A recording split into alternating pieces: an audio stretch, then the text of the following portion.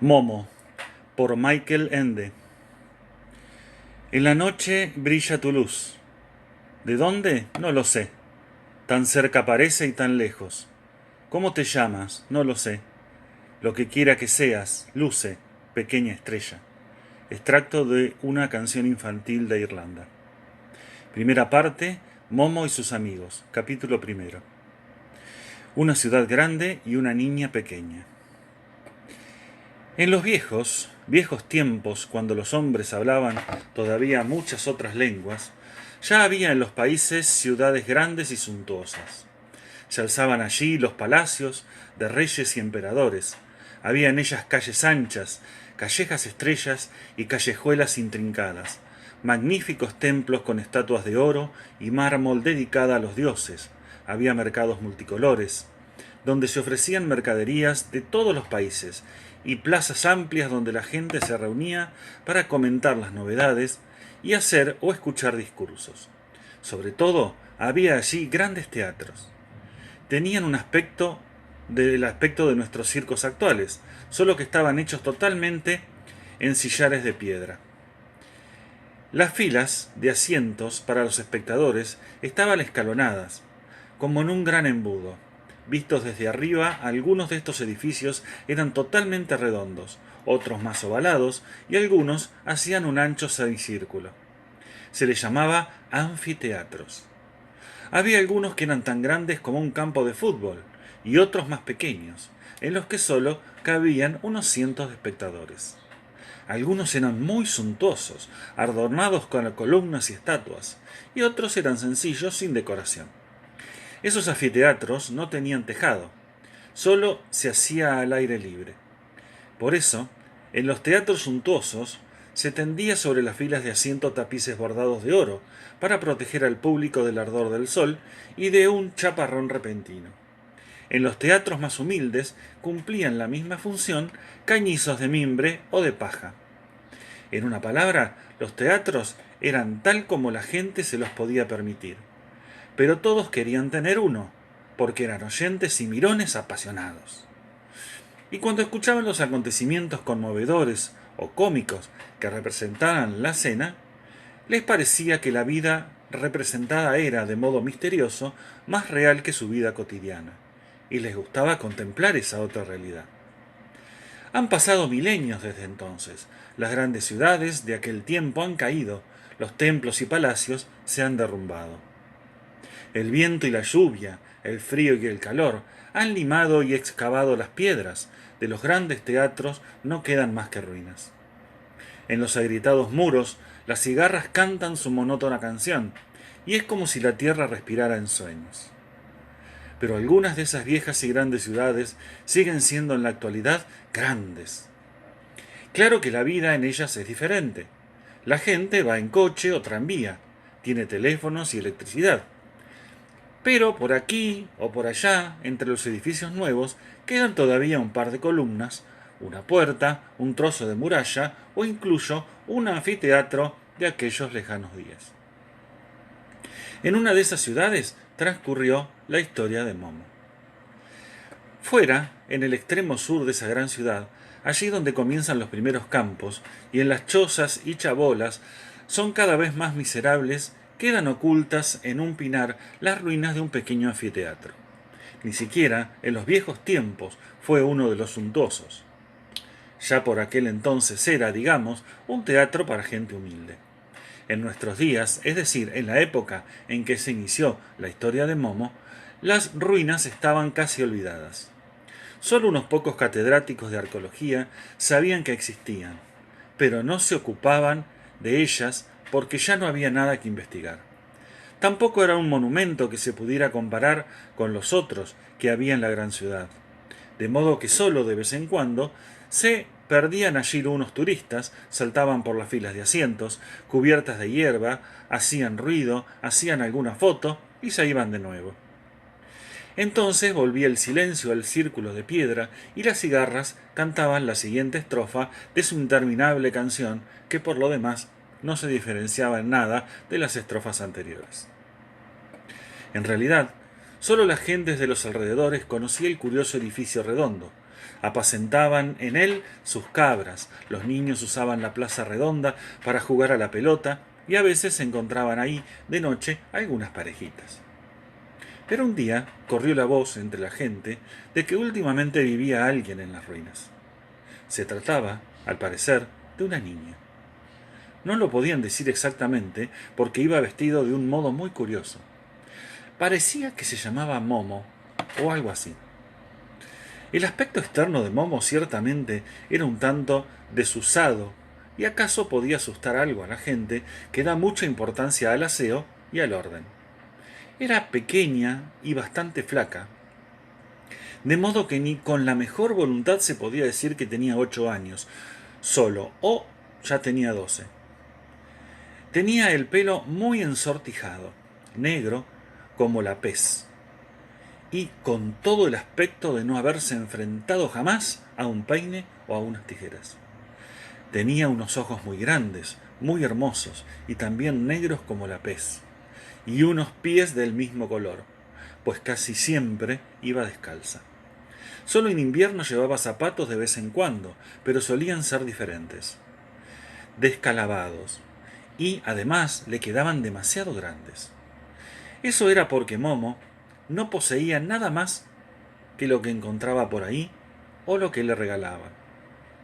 Su falda estaba hecha de muchos remiendos de diferentes colores y le llegaba hasta los tobillos.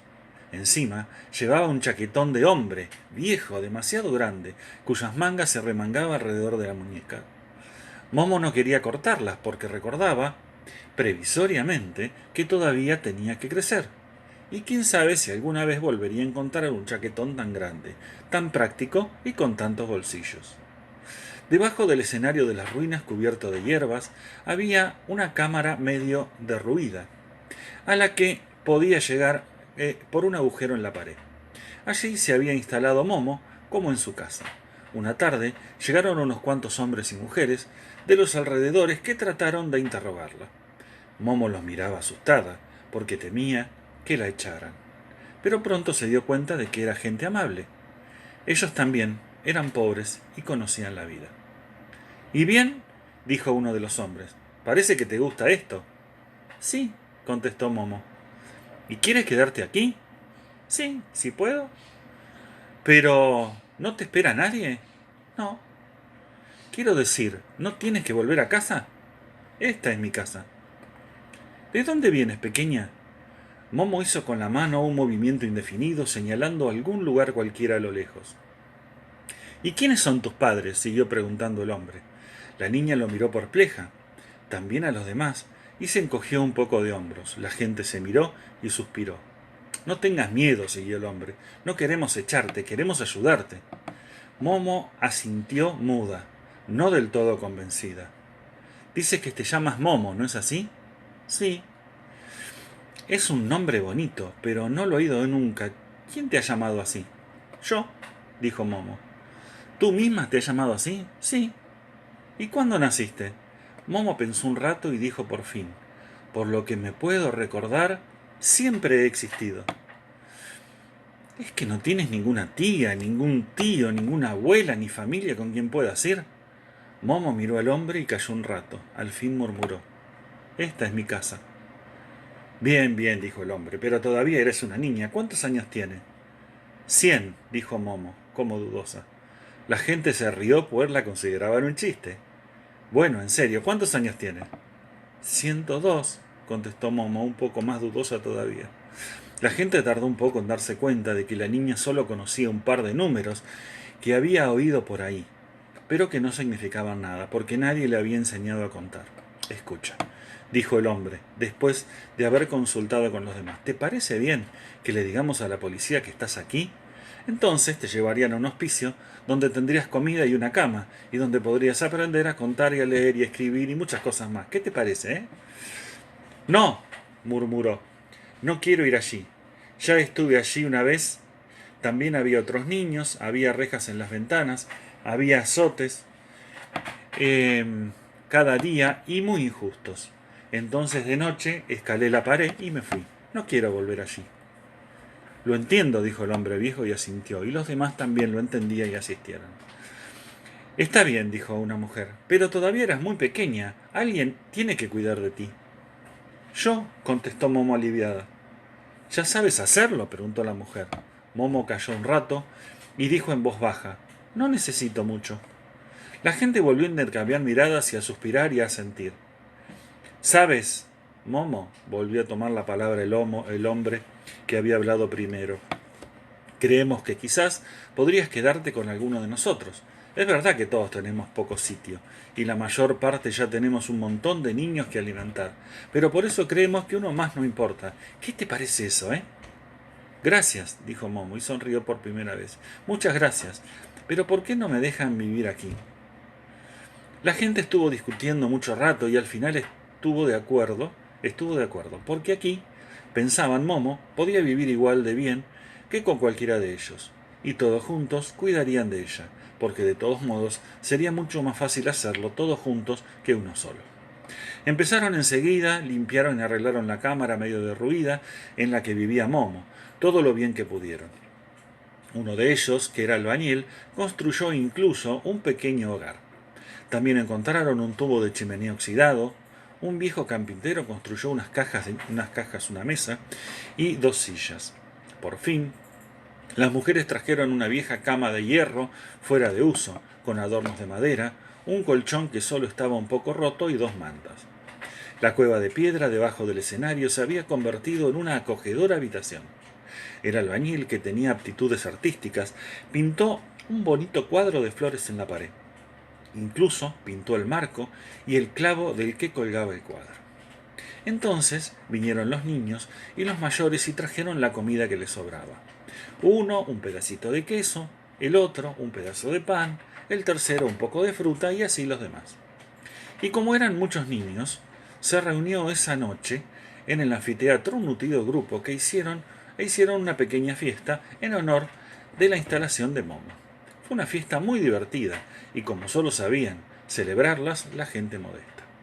Así comenzó la amistad entre la pequeña Momo y la gente de los alrededores.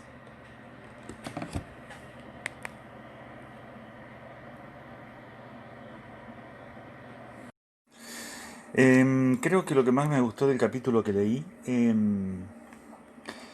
es esto de que la gente que ayudó a Momo tomó la decisión de dejarla en libertad en cuanto a su decisión de seguir viviendo en el lugar que estaba viviendo y no coartarle esa libertad internándola en alguna casa o en algún instituto o en alguna cosa.